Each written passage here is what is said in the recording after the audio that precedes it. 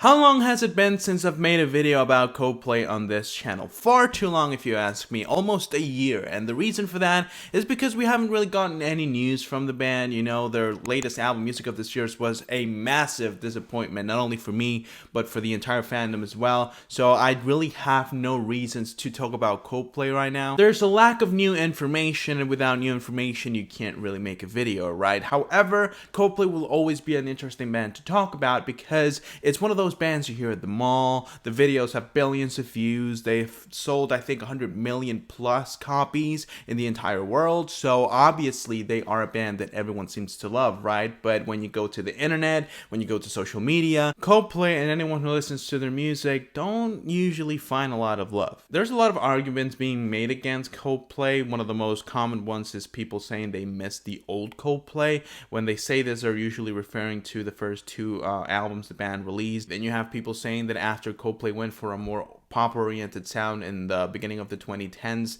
they changed their songwriting formula. It was more generic and plastic, and for that reason they didn't really like the band anymore. And then obviously you have the people saying that Coldplay are basically Radiohead and U2 copycats. I don't really know how those two arguments can coexist with each other, but you know, apparently a lot of people are saying this as well. And honestly, even though I love Coldplay, they're pretty much the reason why I started this channel. I'm pretty sure that if you go to my first 20 videos or something like that, 15 of them or 10 of them are going to be about Coldplay. I can definitely recognize that the band has a lot of flaws, especially when it comes to songwriting and, you know, changing from one style to the other. So I thought it would be a fun idea to go over every single major complaint people have about Coldplay and, you know, give my opinion on them. You guys can do the same thing on the comment section. That way we can start a conversation. You guys can give your opinion, I'll give mine, and we can start a little debate in the comment section. Without wasting too much time, let's just go with the first major argument people make against Coldplay. I've heard this argument so many times that I feel like I'm starting to agree with it, but then I go back to the band's old albums and I listen to the new ones once again, and I just can't bring myself to fully agree with it because it's such a different style of music. The sound palette is so different that I don't really understand how someone could even begin to compare to the, you know, the two styles. Because yes, some of my favorite songs and albums from Coldplay come from those early years.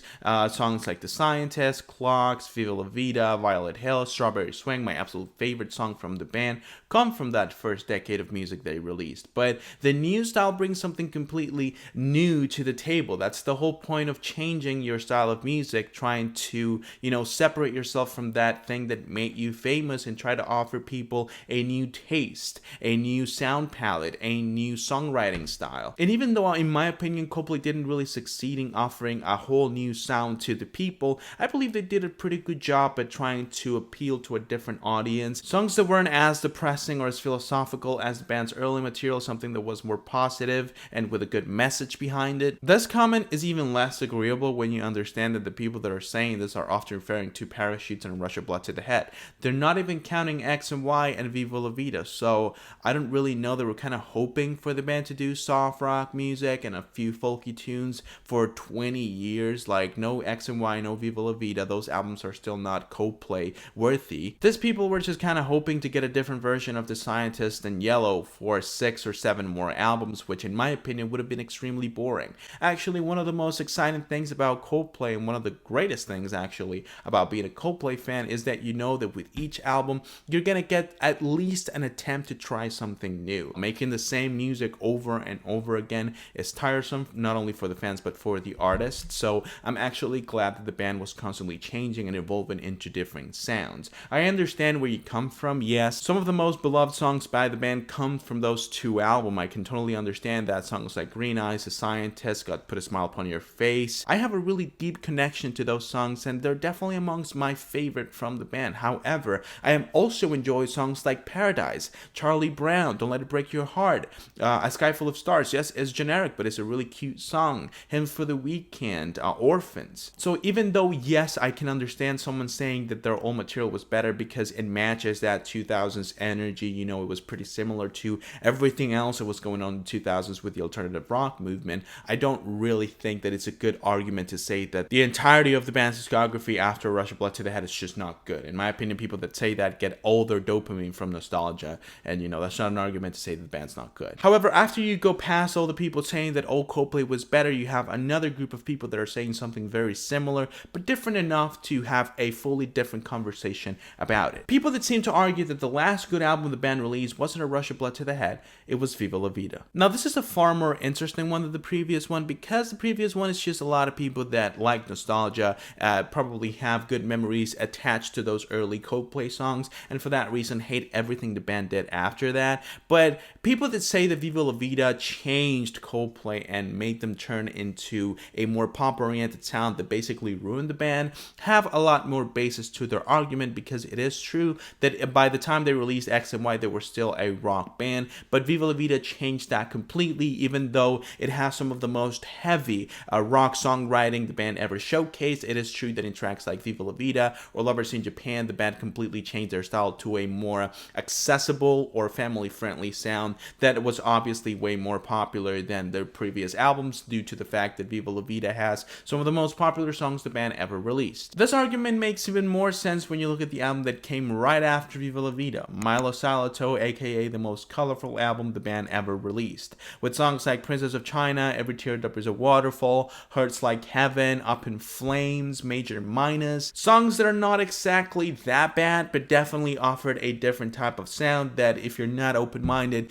you're probably gonna hate it, because Viva La Vida was, in my opinion, the album with the most essence. You know, they created a whole different concept based on war and warriors. They had songs like Strawberry Swing, Violet Hill, Viva La Vida, 42, one of the most interesting songs by the band, Life in Technicolor. It seemed like the band was ready to try something completely new with their next album, especially when you look at the Prospects March EP, which has songs like Rainy Day and Glass of Water, songs that once again show a more crescendo-inspired songwriting by the band that was already showcased in albums like X and Y and even records like A Rush of Blood to the Head, but was never fully explored up until Viva La Vida. But it seemed like what we thought was gonna be the beginning of a whole new different style of rock music created by Coldplay turned out to be the band trying to go for a more radio-friendly, pop-oriented sound that matched the type of concerts the band wanted to do. Especially when you look at their 2012 tour with all those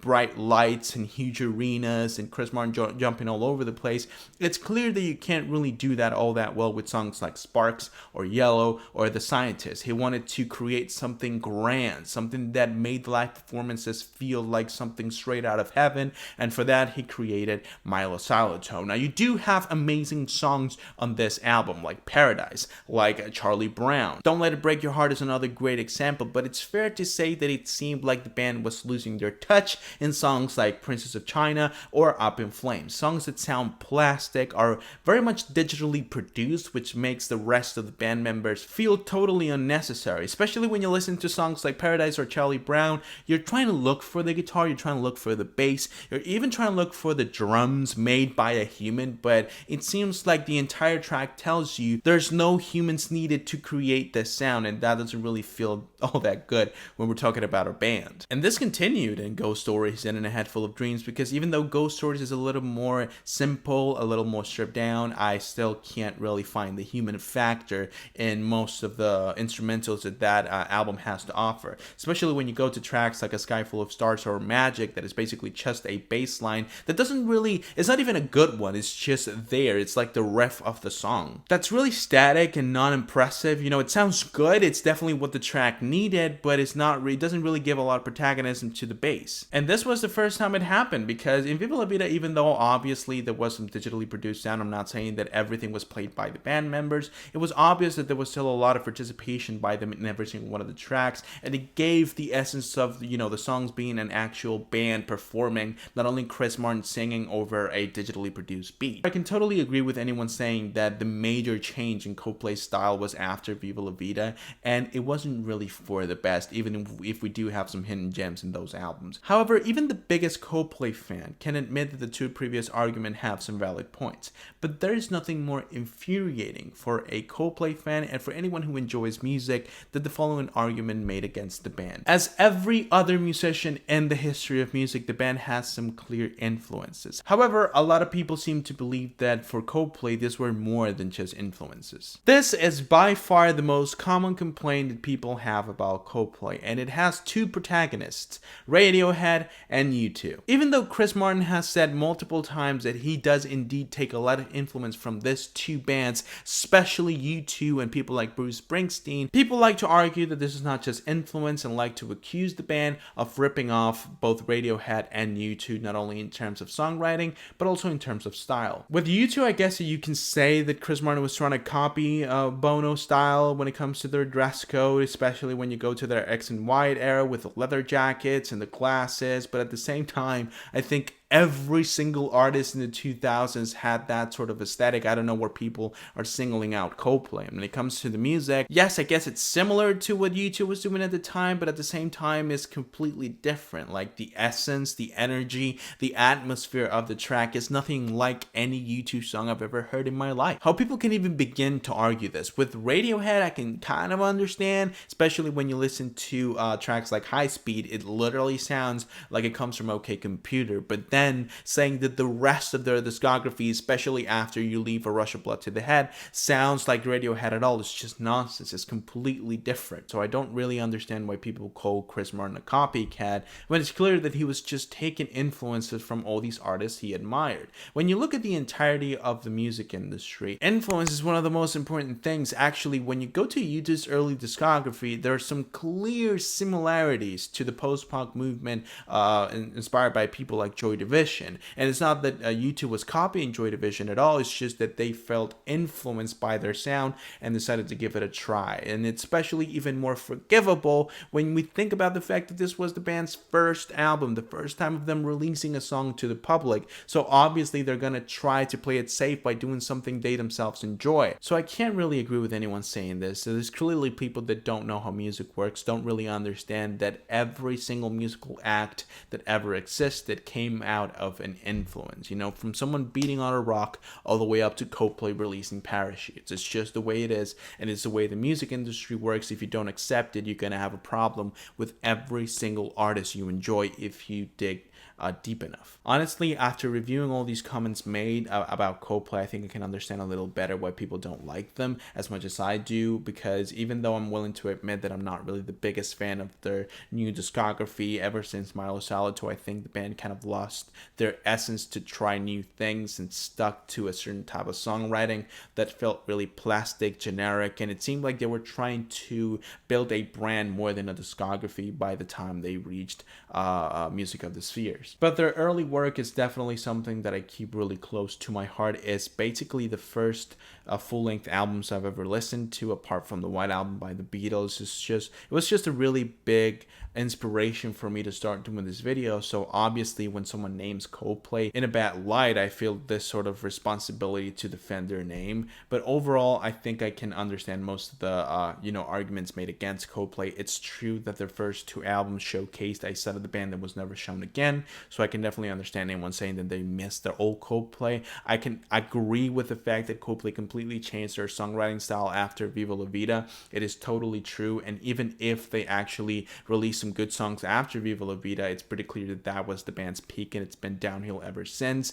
But the one I can't really agree with is all these people saying that Coldplay are copycats, because anyone that has listened to their music know that they're pretty unique in their own style. There's not a lot of bands out there that can do what Coldplay does better than them, so for that reason I think that giving all the credit to plagiarism would just be ridiculous. That'll be it for today's video, guys. I really hope that you enjoyed. If you did, go ahead and leave a like on the video and subscribe to the channel so you don't miss any other videos that I upload. If you want me to talk about any other topics, if you want me to talk about another artist, if you want me to review an album or talk about a certain song, go ahead and leave it down below in the comments as well, and I'll make sure to fulfill your request as soon as I can. With that being said, once again, I hope that you enjoyed, and I hope that I can see you soon with a new video. But until then, bye.